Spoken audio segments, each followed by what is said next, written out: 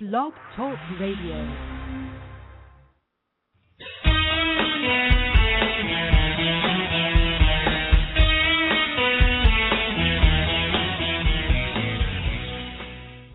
Hello, everyone, and Happy New Year. I hope you guys had a really great holiday. This is Nathalie with Vitiligo Friends, and I really enjoyed the holidays this year.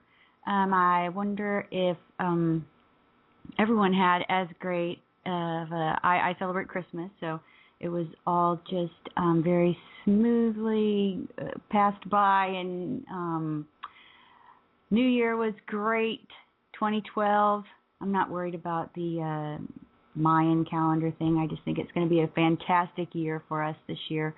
And today we are going to be speaking with a lady who has a website and a business for writing and working through our issues through writing. Her name is Rory Green. She'll be joining us in just a minute.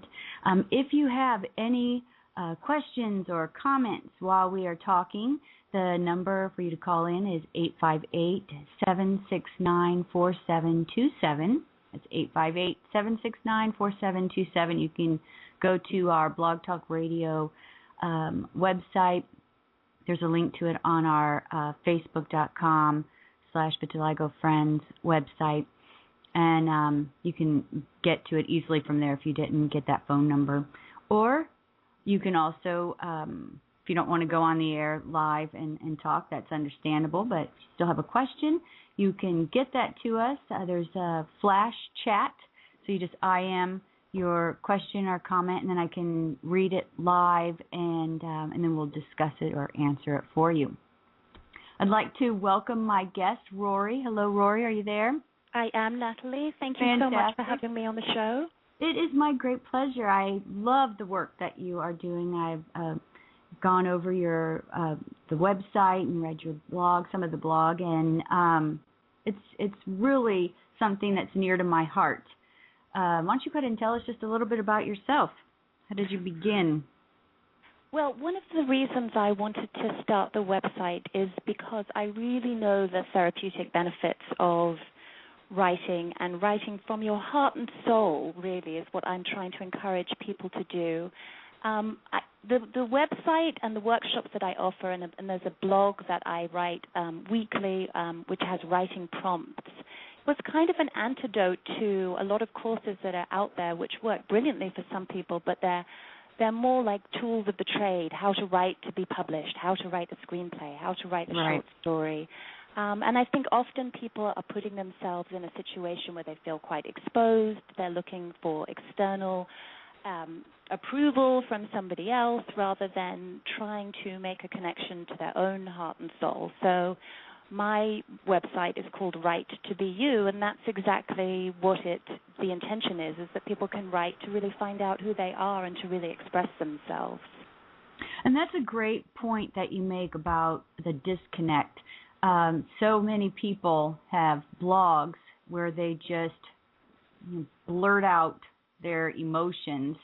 And even though that's great, it's cathartic in that moment, you don't really get any feedback or anything from that that's useful that you can take away and learn from. And so that's something that you guys do differently in your workshops, right?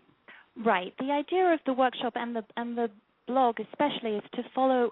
So it's. I talk a little bit about my own personal experiences, but then I always link it back to how universally we all share experiences. And then at the end of the blog, I offer a writing prompt. And so it's really a call to action for people that want to. The most recent post is about finding the right notebook. Is for people who have maybe thought about journaling or wanted to write for themselves or for other people. So it's a call to action to get a notebook. There's a task every time I send out a blog for people to think about and reflect upon the issue that I've talked about that day.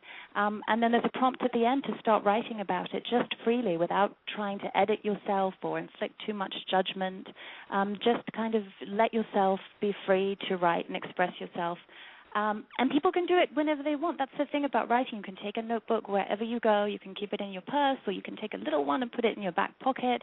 And I'm encouraging people to set the bar where they can reach it. So if they don't feel that they're going to be able to pick up the pen and write every single day, then, set the bar saying, okay, I'm going to write for 10 minutes 3 times a week. And I think that's a start, because I think so often people set such a high expectation and then they feel really awful about themselves when they can't reach it. Right. Yeah, you don't need to write a chapter or a book every month. Yes. Yes, right. Just exactly. just a line or two, actually. Well, and let's wrap this around to writing about, and it's obviously to help yourself, and about vitiligo. So you do have vitiligo, and yes, I do. And how have you used your writing to help you live through the vitiligo? Well, it's an interesting journey that I've had, because my vitiligo runs in my family. So my mother has vitiligo and my uncle has vitiligo. So as I was growing up, it was a very normal part of my day-to-day life. My mother's really? skin was, yes. So I have never met anybody who has it in their family. It is quite common, actually. Yes. I just haven't. Most people that write in to me or make comments on the website, it's normally nobody else in my family has it. Nobody understands, and so there is no normalcy to the vitiligo in their life. But I mean, what a great start! Even though vitiligo is obviously no fun, at least you didn't feel alone in it. It wasn't something repulsed by people around you or anything. Absolutely. It's normal. That's exactly it. It wasn't an isolating experience for me. But interestingly, as I said, when I was a child, it was so normal to me. My mother we used to call them her white marks. She was covered in white marks. And she is a very successful, very beautiful woman, and she has great self-confidence. So she was a really wonderful role model for me. I didn't have vitiligo as a child. I didn't actually get vitiligo until I was in my early 30s. After my pregnancies, and I don't know, some people, I think there's so many different theories about what triggers it or where it comes from. So my mother also got it after her pregnancies. So did I. Right. So there you go. So it might have some connection to that. So when I first realized that, so I suppose there was part of me that was always waiting and wondering, would I have it? I have 2 sisters. Neither of them have vitiligo. I suppose there was part of me waiting, was it going to come? And then when it did come, I must say that it was a bit of a shock, because I was so much older, and I had lived that much of my life without it. So while I was accustomed to it, I just related it to my mother and my uncle. I had to really come to, a point where I related it to myself. So it was a journey of acknowledging and accepting, wow, this is happening to me, and it wasn't always an easy journey. And I think the thing about vitiligo is obviously it appears and it manifests differently in each of us depending on the color of our skin. Sometimes it's more noticeable or less noticeable, but it's a precarious condition because it doesn't stop. In many of us, it keeps moving. My vitiligo is very unpredictable. It will spend years where it stays put, and then it'll start moving and growing. So my journey of the vitiligo was kind of paralleled with my training to be an art therapist. I trained in London, where I originally live. I live now in LA, but I used to live in London, and I think it was during that training where I realized the importance of expression and talking about it and accepting it, not accepting it as if to say, well, this is just it, so I don't need to worry about it, but accepting it by really examining it and examining how it made me feel and how it impacted my day-to-day life, and eventually having to look at how it was stopping me from doing things that I really wanted to do, and learning how to overcome that. And that's the task at hand for everyone, isn't it? Because so many people do contact me in whatever method they can, and that is the number one issue. I don't want to go outside. They're isolating themselves. I don't go to my children's school functions. I don't go to parties. And this is psychologically very debilitating because it spirals down. So if you please, why don't you walk us through your journey, how when it manifested, and then when you began writing, and how that brought you to your discovery and your, acceptance. Absolutely. Well, one of the things I've realized over the time is that it's we all do it in all sorts of ways every day. It's very easy to focus in on the negative, on the negative aspects of lots of things in life, whether it's negative aspects of our relationships, or we often do it with our children. I remember taking a parenting course where they say if you count the number of times you say something negative to your child during the day and compare that with the amount of positive affirmations you give your child, usually it's 5 times more negative comments that you make. Really? Yeah. So as human beings, we just have a tendency, I think, to lean in towards the negative.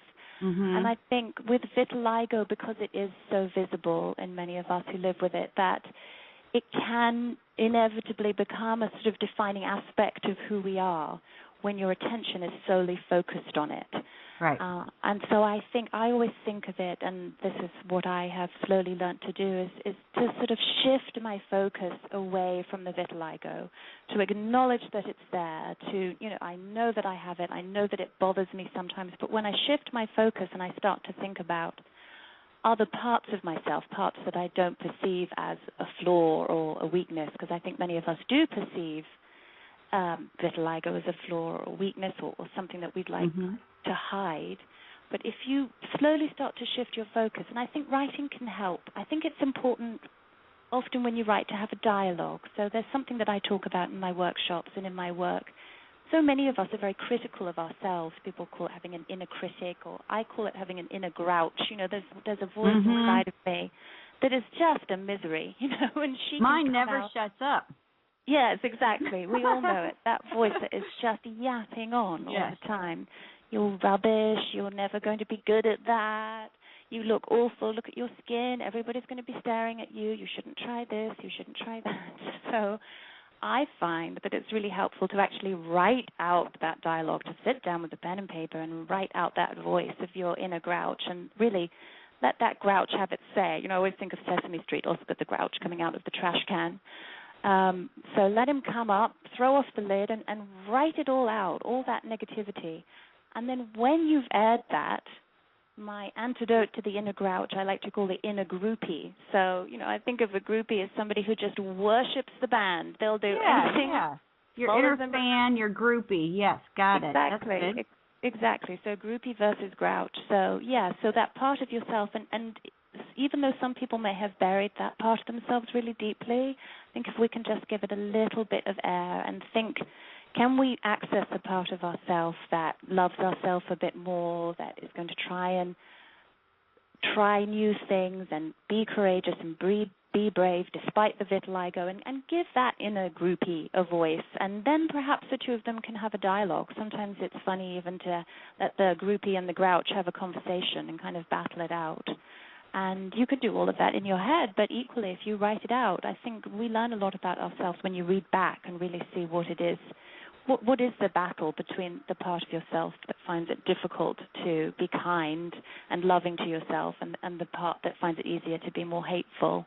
Right. And, I think that it is extremely important to not try to battle that out in your head, because that's where it's at already. It's just always going. It's a tape that's just playing and playing.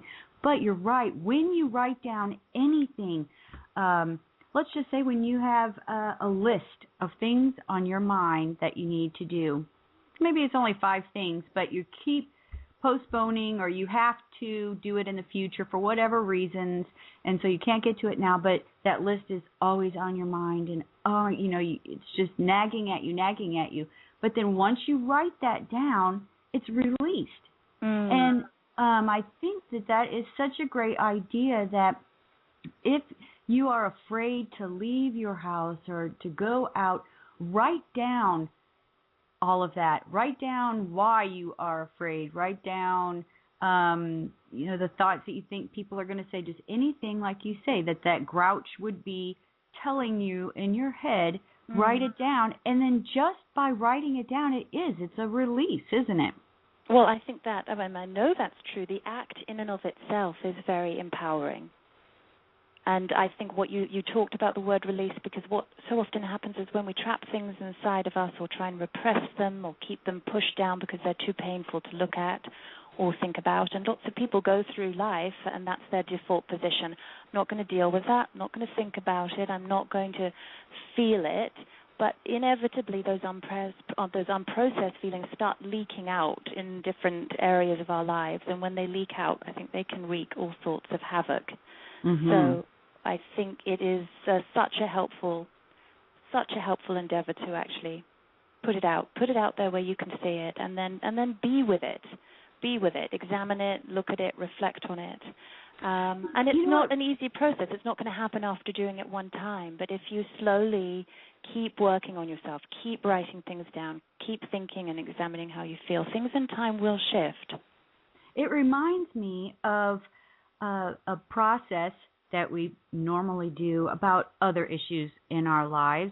Obviously, we don't probably talk to too many friends about this, but you do about relationships or problems going on in your life. You'll talk to a friend, and then that friend can listen with a bit of detachment from your problem and give you advice that you might not have thought of. And when you do this, writing it down, it almost gives you a third-party perspective, and you can look and read what that inner voice is telling you and say, well, wait a minute, that's not right.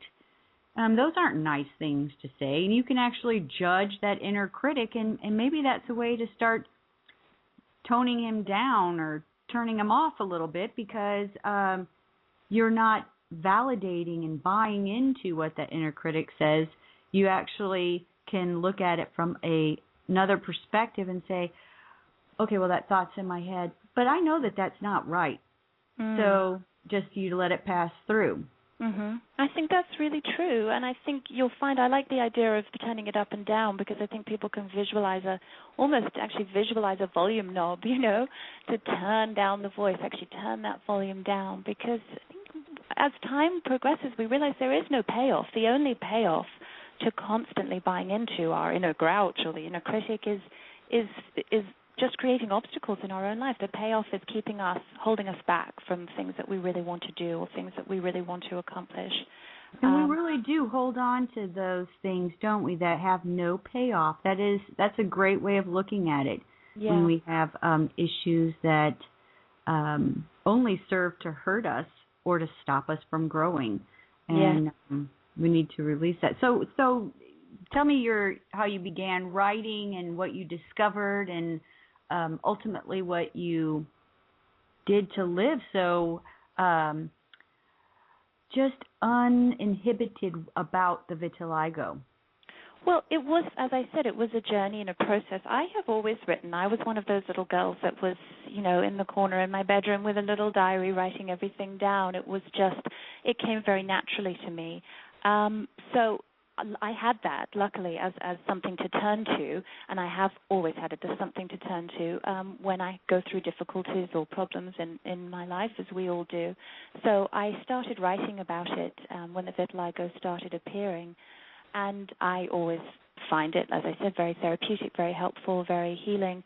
But I went through, at the beginning stages, I was so self-conscious about it, as we all are, and I found that whenever I went out, I would want to mention it immediately. Rather than try and hide it, I felt that I had to mention it, because if I didn't mention it, then people might notice it, they might be staring, and they might be thinking, what's wrong, or, what's wrong with that woman's skin. Where is your vitiligo?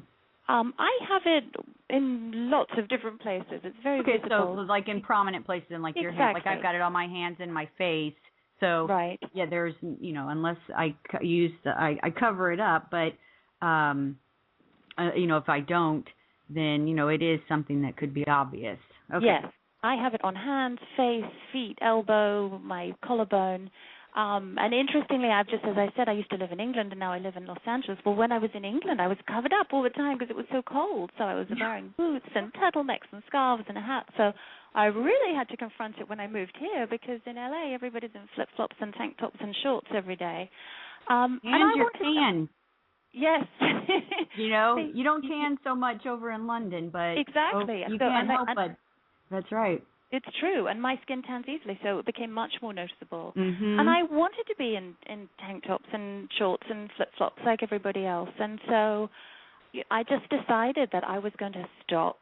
I was going to stop seeing it as a reason for me not to do things or a reason for me not to wear things. I won't buy that dress because it'll be too visible. You can see my back and my shoulders. I just decided I wasn't going to let that happen anymore, and it was extremely liberating. And I do bring it up to people. I still sometimes say, if I notice people looking or they look curious, I might just, I normalize it. Explain I say, actually, yes, I have this condition, and it's called vitiligo, and this is what it is. And often people have never heard of it before. And what's interesting to me is often people say, oh, really? I hadn't noticed. So I imagine that everybody's noticing. We talked about this in a podcast a couple of months ago, that it's so easy to do that because we're self-conscious of the vitiligo. And someone may be looking at my hand because they think my ring is so beautiful. And all I will think is, geez, I guess I should have worn my lotion. My this is really showing, isn't it? Oh, man. Yeah. How long is she going to stare at my hand? Do I need to say something? And then she'll say, I just love your ring. Where did you get that? And I'm like, oh, again, I did it. Hey, let me interrupt really quick. We have quite a few people IMing, so, but they're not saying anything. So if you do have a question or comment and you'd like for me to say it over the air, then go ahead and just type that in on the flash chat. If you'd like to call in, if you've got a question or comment about what we're talking about, go ahead and call in. The number is 858-769-4727. My guest is Rory Green, and we are talking about writing your way to feeling better about living with vitiligo. All right, so please continue. I'm sorry to interrupt you. One of the things I was going to mention, Nathalie, is one of the recent posts I did on my blog. I called it Wobbly Bridge. And the post is really about how so often in life we want to try something, and I think it's always interesting to associate an image with things in life. So I associate the image of the wobbly bridge. We want to take that step. We want to get to the other side. We're not sure what it's going to be like on that bridge. We're not sure how scary it's going to be. And often it's shame that stops us. What if it doesn't work? What if I get it wrong? What if I fall off the bridge? What if I get so scared I start crying? I mean, the list is endless. Mm-hmm. Mm-hmm. We all have endlessly long lists to stop ourselves from doing things. So that is a really helpful and useful prompt to write on, is how does it feel to be, maybe think specifically about something you'd like to do, or people out there who are living with vitiligo, if it's stopping them from stepping out in life, from even, as you say, some people it stops them from going out in the house, or maybe it's stopping you from applying to a certain job, or, as I said, wearing a certain dress that you want to wear. It can be anything, but, maybe write about what does it feel like to be on the precipice of that wobbly bridge, about to take the step over. How does it feel? And I think there's ways to really give it detail. You can actually think about being in that position, what kind of a landscape you are, because everything becomes a metaphor for what's actually happening in our real lives. How high up is the bridge? Where are you? What kind of environment are you in? Is there anybody waiting on the other side? Because the other thing that's really important is support. I think all of us who are living with vitiligo, whether it is impeding us or not, I think it's so important to have somebody there who understands it and can support you. Maybe Absolutely. Somebody who you can actually read your writing to. So if you are going to be writing on a regular basis, it'd be really lovely to find a partner or somebody that you love and trust who can share that with you, so you can read your words to them, and they can be doing the writing prompts, and they might not be writing about living with vitiligo. They might be writing about something completely different, because it's not the only defining aspect of our lives. I mean, absolutely right. We're all right. multidimensional. It does not, and I think that that's one of the things that we need to we'll discuss today too, is how to use writing to get past using that vitiligo is an identifier. Right. That is who you are. And I realize that, if you are fair complected, it is far easier to deal with this than if you have a dark complexion. Absolutely. Because it can change the way you look dramatically. But there has to be a way that we can solve this issue, because no one needs to feel bad about themselves or feel inhibited to living the fullest life of anything that they want to do because of their skin. And so let's talk about that. We've said that you can write down, using the wobbly bridge, write down what you're afraid of. Mm. And then let's just say, for argument's sake, that you don't have anybody in your life. I'm going to go to the far end here so that we can hit a majority of people who don't really want to reach out to other people. They're still scared, or they don't like the writing, or whatever. So you're alone. You've written down these feelings. How are you going to transfer what you've just written down into learning from it and feeling better? As I said, I think it's not something. It's not a sort of magic process. It's not a snap your fingers and it's going to happen. It's a slow journey. It's getting to know yourself and getting to know your limits and I think setting yourself small goals. So if you do feel very lonely and very isolated with the condition, I talked earlier about not setting the bar too high. Maybe set yourself very small goals. I mean, if it's really stopping you from going out of the house, and today I'm going to try something that I've never tried before. I'll go out to a store, which I avoid, or I'll go and sit, in a cafe. And I think it's just taking it slowly and trying not to constantly judge yourself. Again, trying to turn the volume down on the on grouch. And I know that it's so often easier said than done. I can make it sound really easy, and I'm the first one to admit it's not always that easy, and everybody's journey is so unique. But I think there's something to do with consistency, to continue writing. Don't give up on the writing. Don't give up on yourself. To stay present with what is, rather than constantly thinking about, well, what if it was different? To try and really stay present with how your life is. And sometimes change and shifts happen almost imperceptibly without us really realizing. And then we wake up one day and think, oh, I actually feel a little bit differently about that than I did 3 weeks ago or a month ago. And simply because you got it out of your head and onto paper, which then released you. It reminded me a little bit of almost taking on a friendship with yourself. You know how when a friend calls you up and she tells you, let's say that she's in a bad relationship and her boyfriend is saying this or doing, something that's not nice, but she's not sure if it's not nice. And then as you're listening, you're like, well, you really can't do that to yourself. You need to value yourself more than that. You can't let someone treat you like that. And he brings nothing to the table for this relationship. You need to take care of this and get out, or, whatever the advice may be.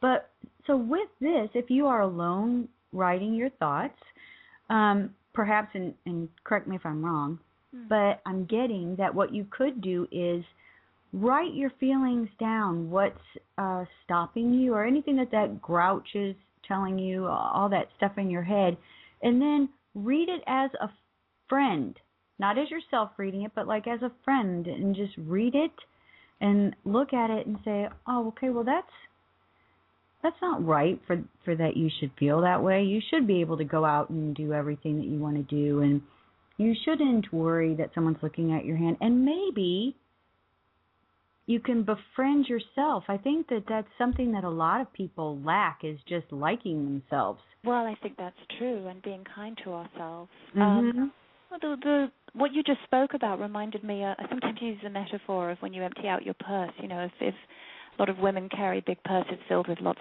of junk. So sometimes you're looking for something. Yeah, sometimes you've lost your phone or your car keys or your house keys, and I've done this where I literally have to tip out the whole purse and everything comes out. Right. So I think that's a little bit what the writing is like. It's like just get everything out there, get the negative, get the positive, get the junk, get the bits that you didn't know were there. And often once everything comes out, you find something that you were looking for. You find, in that purse you might find, oh, there's that earring I lost 3 months ago. Right. There's a piece of candy. I didn't know that was in there. There's that last lifesaver. I knew I had one. something unexpectedly sweet can come from the process of having to sift through the junk, as it were. So I think, and that's kind of what you're saying. Like, so the unexpectedly sweet thing may be that you become a little kinder to yourself, a little gentler on yourself, not so hard. The inner grouch gets turned down and the inner groupie gets turned up. Yeah, sometimes it's not just about the vitiligo, because I know, a lot of people, the stream of thought is that vitiligo is caused by stress, mental stress or physiological stress, whether it be a pregnancy or what have you. But perhaps how we also live with our stressors, things that make us worry, how we deal with them mentally affects our body physically. Of course, and, yes. Maybe this is also something that goes deeper than just writing about feeling better about vitiligo. Maybe it's about feeling better about yourself. And then maybe it would stop the vitiligo from spreading, or maybe it would, spontaneously heal. That would be great, if you, and things happen, crazy things happen. It could happen for, somebody and not somebody else, but, it's very possible that if you find the trigger and fix that, then that could solve the problems. And because vitiligo just most of the time comes out of the blue, it's like in my case, I would have to say it's got to be from, I'm going to put some of it on the stress on my body from having children, but I bet the majority of it is just from how I deal with worry. Right. Because I know I've worried about just whatever for my whole life. Right. And I think that if I learned to be gentler to myself and to not berate myself for things that I haven't done, or whatever I could, there's a handful of stuff that you just throw it at yourself to God, what am I trying to say? Well, I think you're talking criticize. About the self. We're all prone to self-sabotage, which is kind of what you're talking about. That's the word, right? Yeah. Exactly. And perhaps using your technique will be wonderful, not only to live happily with vitiligo, but to just finally be happy, or at least able to change how you deal with stress, and then maybe that'll make you healthier. Yes. Well, it definitely should make you healthier, definitely. Yes, that's the hope. And I think the reason I called it Right to Be You, obviously there's a double entendre with the right, because we all have a right to fully embrace who we are in the world and who we want to be.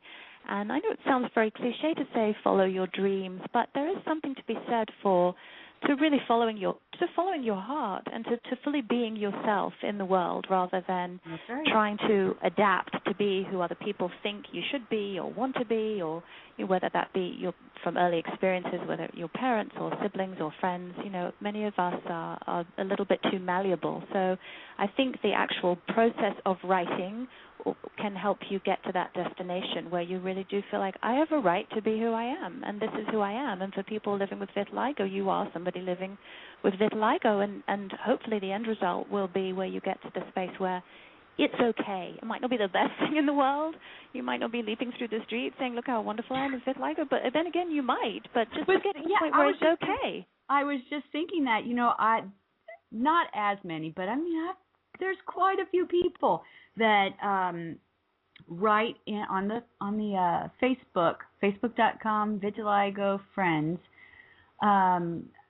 that comment to each other, and it's a great supportive area. I love the group of people that we have on our Facebook page. Really wonderful. And it's so great to see when somebody is just very self-confident and empowered by their vitiligo. You know, that a young teenage girl or boy, and that's something that makes them cool in school. Really?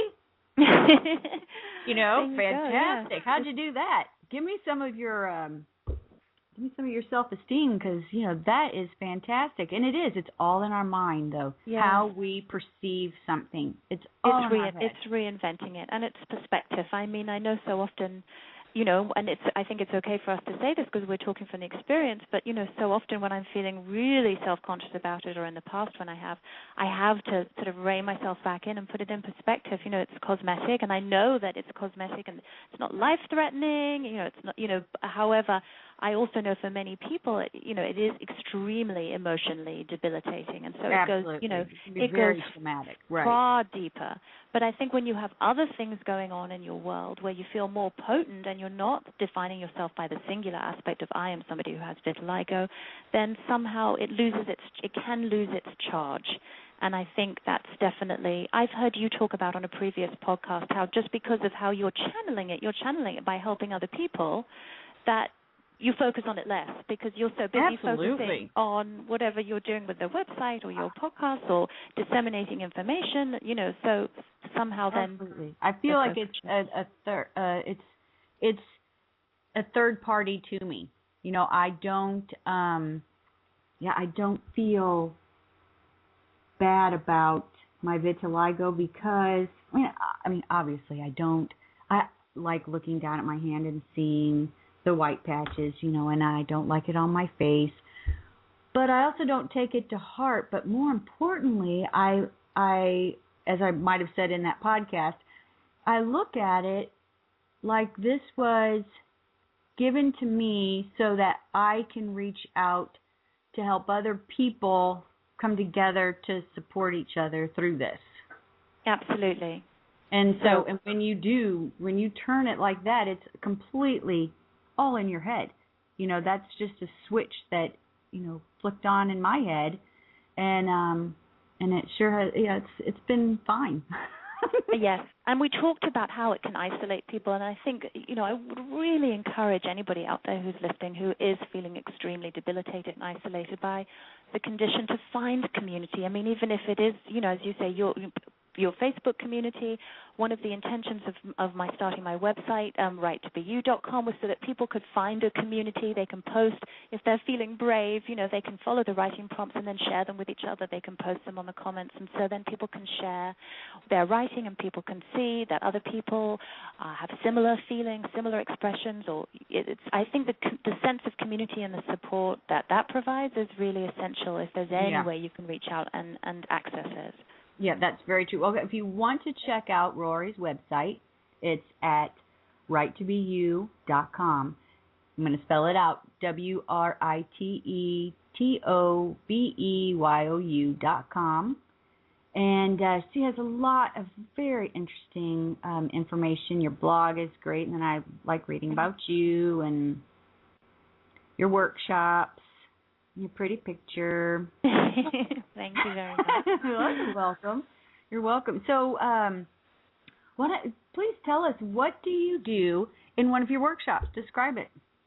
Well, the workshops were, again, I decided to set up the workshops as a forum for people to come together and share their words. And I talked about finding community on the internet. And times are amazing now that all of us can find community sitting at our computers, which can be very fulfilling, but I'm concerned about the lack of personal contact that people have in the world, because I think there can sometimes be I suppose you feel like you have personal contact, where in fact you're not making eye contact, you're not sitting down next to each other, and I'm concerned about the loss of that in society, really. Mm-hmm. So one of the reasons I wanted to start the groups, as well as doing the blog, was because I wanted to have people sitting with me in a situation where they are writing around other people, so they're writing in a shared, having a shared experience in a shared space, and then able to read their words and have their experience witnessed. I think there's something about being witnessed that is very healing and very therapeutic.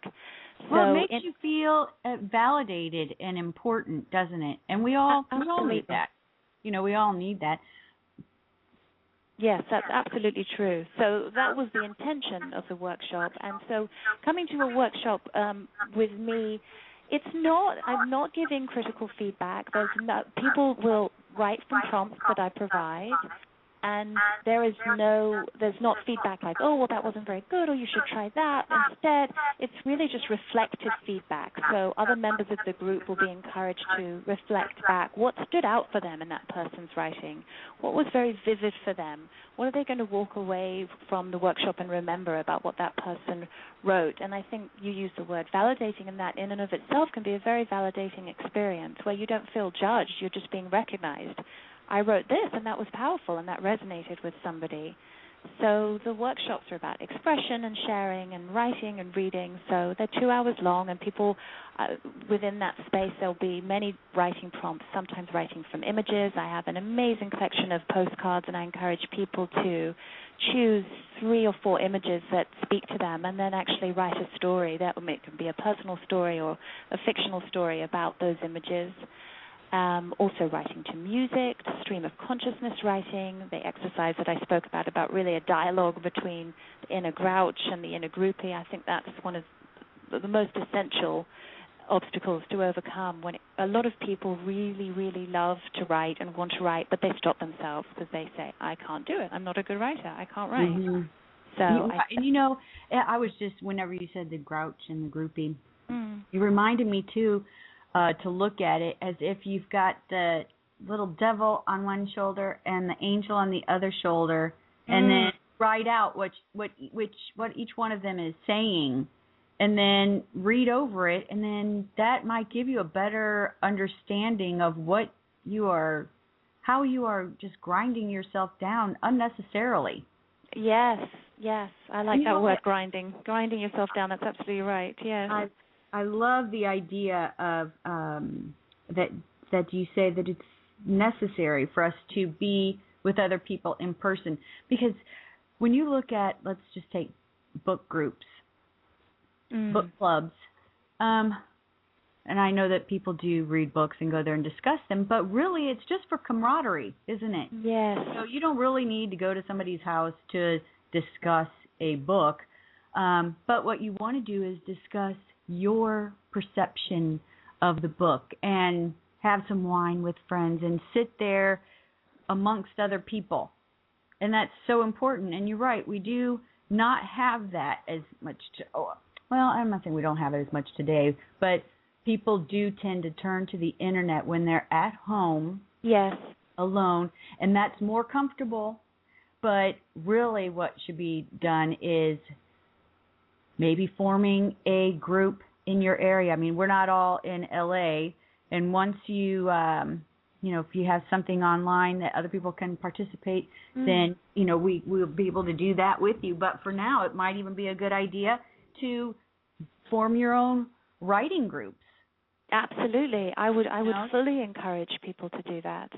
I think it is, I think when you come together and you share things, it's a very different experience. I find so often in social situations, it's a lot of small talk, which, is very comforting in some ways, but sometimes I long to delve a bit deeper with people. I mean, I'm just naturally very curious about people and people's backstories and their histories and who they are, and I think there's something really exhilarating about being with a group of people who are having there's a space to delve a bit deeper and then to share that. And one of the things that I stress in my workshop is they're not big, 10 people at the most, 4 to 10, and it's a very, very safe space, and it's a very empathic space. You're not there. There's no judgment. There's not a sense of, oh, you're getting this right or you're getting it wrong. It's just, you really are there to just be present, and to be present to what you want to express through your words. It's like a mind yoga class. Yes, there you go. Exactly. And it's just so important to feel that camaraderie with people, isn't it? That live connection.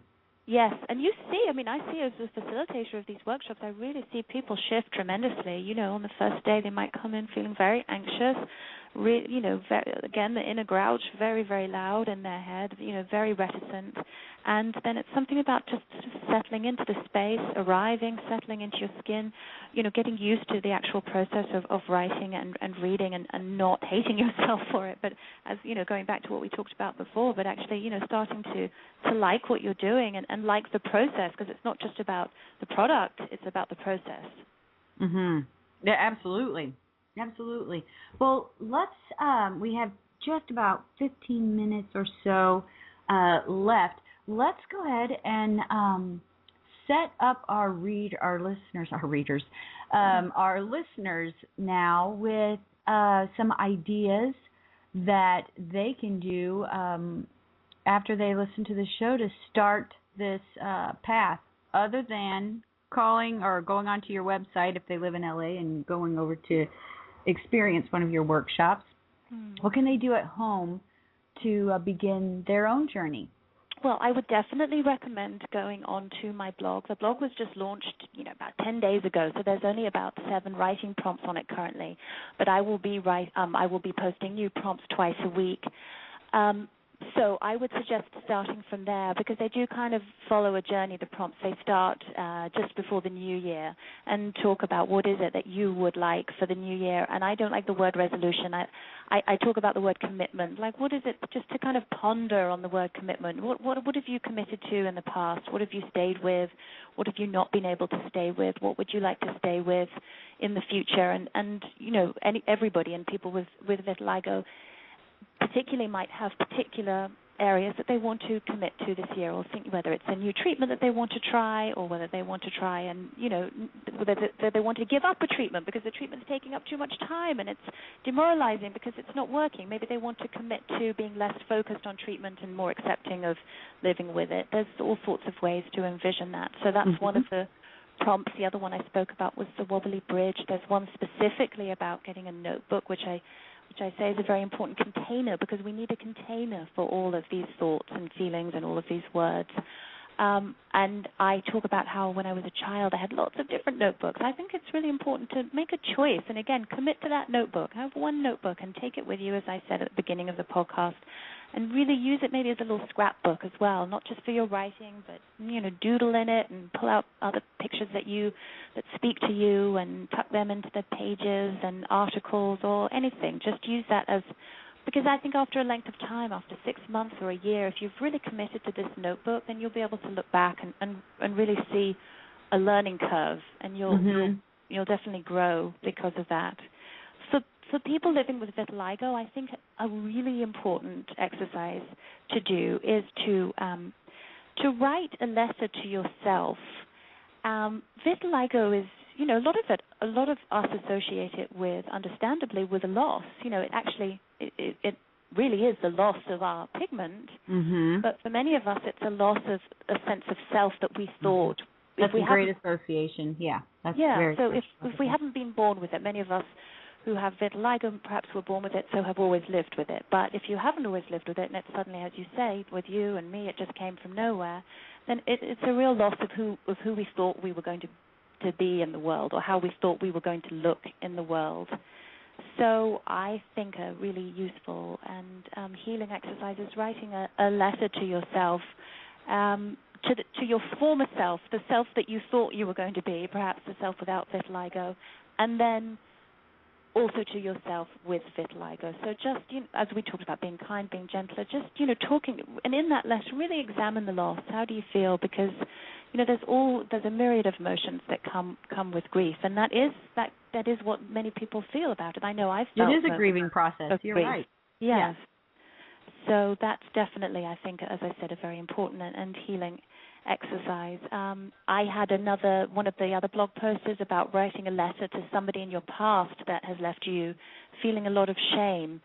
So, we all have stories of incidences where we ended up feeling absolutely mortified, and I think people with vitiligo perhaps do feel that way often. There's a sense of shame with having the condition. So I suggested writing a letter to the person who you feel contributed to that sense of shame. An unsent letter. Well, what I suggest, which I think is an interesting one, is to write the letter and then put it in an envelope and actually leave it somewhere. Or tear it up, But I love the idea of leaving it somewhere out in the world. So you're letting it go, because the idea of this exercise is not to hang on, because it's so easy for us all to cling very tightly to things that we, people, things that we felt have held us back, and to cling on to the anger or the resentment. So the idea in this exercise is to let it go. So I say write the letter, and, I think in the post I said leave it on a bench or in a park or in a tree or at Starbucks. You leave it out there for somebody else to read if they choose to. Really? Yeah. I hadn't thought about that. Have you done that? I have done it, yes. Okay, in fact, I'll tell you where I did it. When I lived in London, I lived near a canal, and I think it's still there so I can go grab it? I threw it. I wrote a poem about it, and I threw it onto a barge. I'll never forget it. And it was such an amazing feeling. I walked away, and I felt really liberated. I had let it go, and also I think part of it is knowing maybe somebody that I will never meet, will never know me, that my name wasn't on it, they'll never see who I am. They'll never know. But they might read it, and there was something quite healing in that as well, thinking that I'd left it behind, but that somebody else might read it and relate to it or feel my pain. Or it's an interesting exercise. I really encourage people to do it. That really is, and it goes along with what you do now, actually, because I've only ever learned in my psychology classes and things I took at university, the unwritten or the right. It's an unsent letter, that you burn. It's cathartic because you burn it or you rip it up and throw it away. But I like your turn, and it goes seamlessly with what you're doing now. Is that somebody else sees it or hears it, depending if you're talking about it in your classes. It's about being heard, whether somebody reads it or somebody hears you. Your voice and what you have to say is heard by somebody. It doesn't matter who reads it to you, just as long as somebody has seen that. And that's a neat twist on it. I made the mistake of sending an unsent letter once. Yeah, I think we all have, Nathalie. Live and learn. So and I think equally, I would say do it for something joyful as well. My thing is always balance. That's a neat idea. Yeah, so write about something that's happened to you that really has filled you with joy, and and share the love. Put that out there in the world as well. That is a great idea too. It doesn't always have to just be a negative thing that you're letting go into the world. It could just be something positive that happened to you, that somebody helped you, or some good vibes that you got, and just share that and then pass that along to other people, and maybe they can see that other people are still good, like, oh, so and so helped me with my car and was so generous with his time to do that. And perhaps life will just put that in the path of somebody who feels so down and again, I hate to use words so often, but isolated and so uninspired by the human spirit. And when they read that and go, okay, well, maybe there is goodness out there. And that might spark something good again. So I really like your idea. I think that's pretty exciting. I'm going to go write notes and leave them all over the place. Oh, good. Well, there was a campaign in London when I lived there, which was about leaving books on the Tube. You know, the Tube is the underground train in London. And the idea was that after you'd finished a book, is that you just popped a little note into the cover and say why you liked it, and just leave it on the seat in the Tube and walk away, and then somebody else would pick it up. And that is cool. It's, you know, I love the idea of that. Of, it's very easy, as we said, to link over the computer and to link through a screen, but to actually leave things out in the world, objects that link us as human beings in a more personal, intimate way, I think is very exciting. You know, so many people are, I don't want to say worried, but they foresee that human beings are going to become so disconnected. And I remember like 10 years ago, 15 years ago, people were saying, you know, that the advent of internet shopping is going to ruin all stores. You know, shopping malls will close, and you know there'll be nowhere. People won't even go out to do anything. They'll just do everything from their computer. And I said, no way. People need people. Yes, we're absolutely wired for connection. Yeah. You know, nobody wants to stay at home, and so I think that this is something that, you know. Just like, oh my gosh, can you believe I forgot my train of thought as to what I was wrapping that idea up to? Oh, well, whatever. That's well, I feel like we kind of did empty the purse onto the table today. It feels like we've looked at loads of different things, and I hope we did and got some fantastic ideas for everybody. Yes, thank you so much for sharing with that. And then I know your next blog is going to be of great interest to all of us. It's going to be about... Yes, I'm going to write about my experience with vitiligo and living with vitiligo, and I'm going to have a writing prompt that's connected to that, which I'll, you know, universally put out to all people, so it will speak to people with the condition and people who have other things that, you know, perhaps they feel are holding them back. So, I hope anybody and everybody who's listening will have a look at the website and the blog and share, and if they're going to write, then share their words. I'd really love that. That's what I'm trying to do with this is to create a community online as well where people can share the writing.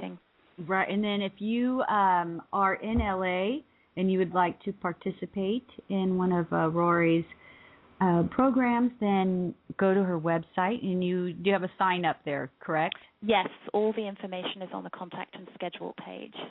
Great, and that's Right to Be You, WRITETOBEYOU.com. And you can go see Rory there and send her a message and ask questions and find out information about her workshops, and then read her blog. Follow her on Facebook, and are you on Twitter? Not yet. I know. I have a whole long list of things I have to get involved with. Yeah, this is enough for me at the moment. You have the website up, and that's perfect. And the blog is so very interesting. Thank you so much. Thank you so much. And Nathalie, I know I've said it before actually on Facebook, but I'd love to say it to you in person, as I really, you know, I'm so grateful for everything that you've done for the community of people living with vitiligo. You've just been such a wonderful advocate and disseminated so much useful information, and it's really made a difference to me over the years. So thank you for that. Thank you very much. I really appreciate that. And it's all about just bringing us together. You know, and it's given me such an opportunity to meet and talk with wonderful people and stretch ideas. You know, and I've loved our conversation today. It's just been so interesting, and I'm happy to know you now. I'd like for us to be friends. The next time I'm in LA, I'm gonna look you up. Oh, good. I would love that. I'd be absolutely thrilled to meet you in person. Oh, that would be wonderful. Yeah. All right. Well, thank you so much, Rory, and I hope that, you know, maybe you can come back again in a little while and talk about if there were comments on the Vitiligo blog piece or any new information and ideas and prompts that you can give us. We'd love to discuss that with you some more. Okay, fantastic. I look forward to it. Thank you so much. Thank you so much. All right. Talk to you soon. Okay. Take care. Bye, Rory. Bye. Well, that was just such a lot of good information.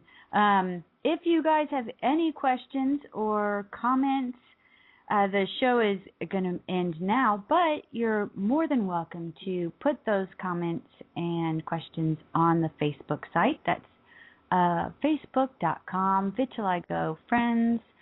And if you're not a friend on the page, go ahead and join us. We have a group of, I think, almost 600 people.